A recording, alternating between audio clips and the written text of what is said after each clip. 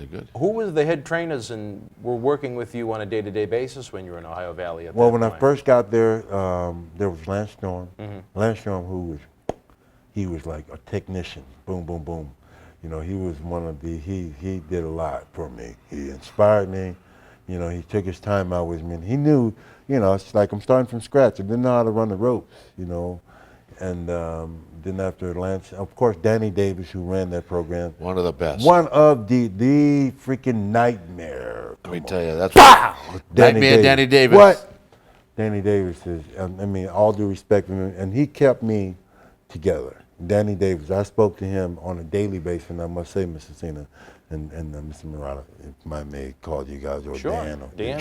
John and Dan, that's great. John and Dan. Other ex-brothers. Yeah. For you, maybe. You know, but, you know, I can honestly say that he actually kept me, you know, he kept me in a good, sane mind, because, you know, I did, I mean, not that I want to elaborate on it, but I got some injuries. Okay, I lost a few. Teeth? Yeah.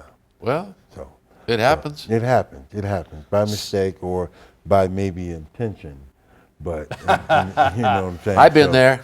Yeah. So, Yeah. but God is good. You know, I have a beautiful smile right now. Yeah. You know, I like. Yeah. Well, but it's you the know, worms that must do it's that the for you. worms. Yeah. It's almost like you went to your last stage today, so I went to one of the shows. Oh, wow. Nancy? No. Oh. Jenna. Jiving Jenna?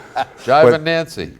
Danny Davis he's like the father of it all, man. He's great. He is He great. kept me, you know, and I can say, you know, it's Cornette. He did a great thing for me There's as well. another Cornette, great human Yo, being. Cornette, he's a business. He knew, I mean, as I watched him and watching these guys as I grew up, and now I'm actually here working on the same forum. You know, it's an honor to me to be accepted in that, to be accepted as that role, as, you know, hey, Marty, you can do this. You can do this, you know. There was Al Snow and Bill DeMott. You know, those were the three main instructors. There was Lance Storm, Al Snow, and Bill DeMott. And, you know, it's like all those guys, you know, they take it upon their own when they spoke with each and every wrestler, that was each student that were there to try to better them and so forth. Were any of the trainers more difficult than others or more helpful than others? Oh, man, now we're digging. Bill DeMott, Now huh? we're digging. Now we're digging. We're going into the black stuff here, Danny Now boy. we're digging. You want to go down deep in the boogeyman's soul. Yeah, That's why they call it a shoot, Jake. Yeah. Whoa. Well, I'm going to say this. You know, I respect the fact that what he did for the business, but he didn't do shit for me. Who's that? Bill. Bill. He didn't do crap for me. I guess I called it when I said it, Yeah, huh? yeah, you did. I wonder You why. definitely called it. He didn't do crap for me in terms of that. You know, it was more or less trying to break me, you know, instead of trying to teach me. He not only, and it wasn't just me. I would Everybody. say He did it to everybody. He did it to everyone. I don't want Yeah. to say it was just me. Yep. You know, he had his favorites, you know, and I think that has a lot to do with my injuries Yeah. at that point in time. I mean, I would never forget a situation where, and I told him, I said, listen, he wanted me to get in the ring and take heat. And I was like, take heat? I don't even know what heat is. Take me in there and then boom, just get beat up. You know, I'm like, here it is, you know, how can I listen to an instructor? And they even called me at one particular time, you know, after a show, he and Mr. Snow, Al Snow, and who also says, you know, I respect what they did for the business. Outside of that, you know, they were, you know, as far as the business is concerned, that's cool. But them as a teacher, as far as trying to teach me, they didn't teach me crap. Okay, and I don't mean to say that in a bad way, or in, you know, in a sense where, you know,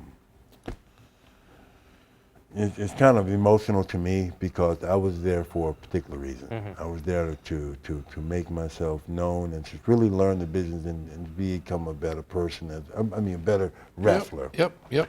So I'll never forget the fact that, and as a matter of fact, it was Steve Reeves. You know who he is, NXT. Yep. You know what I'm talking about? Big guy. The one that NXT. skipped Sheffield now? Skip Sheffield. Yeah. Right. He and I were riding in the car, and I'll never forget, get a phone call, and we're coming from, they had left a message on my voicemail saying, you know, you MF, blah, blah, blah, you'll never be this, you're a 40-year-old, you're such and such, and blah, blah, blah. And I'm like, you know, and Lance Storm was still there at the time, and I'm not really trying to bury anyone, but it's the truth. It's a true story. Now, who was it that did that? This was DeMott. DeMott? Yeah, but you got to remember something that, and I'm not going to mention any names, but there are some people that ran it as a military training camp where Right. you were the slugs and they'd do anything and everything they could to break you. And then I spent a week down there visiting my son at OVW, and I can tell you that Danny Davis and James E. Cornette, two of the, I think, the best in the business. Oh, by far. They taught those guys They an taught. awful lot in a different method. In a different method. Yeah, in a different method. So that's my point. I mean, I don't mind the military, the whole bit. I'll take Yep. that. But when it comes to the point where off season, you know, to where you're actually speaking what you feel. Sure. That's a whole different story. I agree with that. That's a No, whole I agree different. with That's that. a whole different story. Yep. You understand what I'm saying? So Yep. you're never making this business. You're shit. I'm gonna strip that 40. I'm gonna strip you 40 years old. You're blah blah blah this and that. I'll strip that suit right off your freaking back. You know you're shit. But and like I said, I still respect those guys. You know, regardless, because you know, with that being said, you know, that kind of brought the fire for me. The incentive was there to succeed. The incentive was to succeed. Yeah. You know, but at the same time, I think I could have learned a lot more if they would have taken it. I mean, there were times when they would have me stretch aside, away from the class. You know, there were times when there would be mentioned where, you know, well, hey, you know, blah, blah, blah. It got really deep, which I don't really want to go into. We don't go there. Okay, we don't want to really go there, but there were times where they will, you know, have me do stuff outside, away from the class, which had nothing to do with professional wrestling while I was there. You're talking to a 40-year-old man.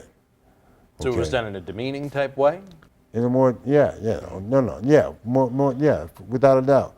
So when it wasn't so much of learning, it was more, you know what I'm saying? So when you come on, it's like if I came at you and said, you full of shit, you know what I'm saying? So, and then all of a sudden I try and teach you in the class, you're not listening to me. You're not taking anything I say.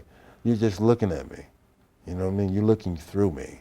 You're actually wanting to freaking devour me, you know? And I'll never forget the time that after I've gotten that recorder, they wanted me to go down to Atlanta.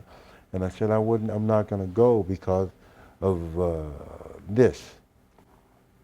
You know, and I presented the tape to and let certain people hear it, you know, because they left it on my voicemail. I mean, Good. this is not professional, you know, so there's nothing professional about this.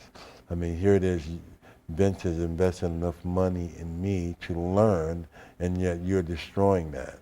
And I had one person say to me, no matter what you do, I will make them think it's you when it's me.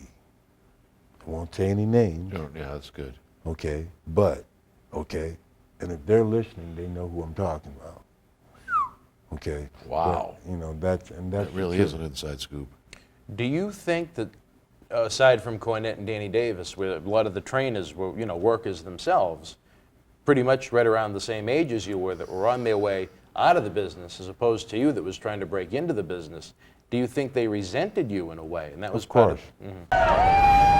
This is Mick Foley. This is Harley Race. This is Shelton Benjamin. This is Mr. Wonderful Paul Orndorff. This is the Monster Abyss. This is Daniel Bryan. This is JBL, and you're watching the MWF. Be there live.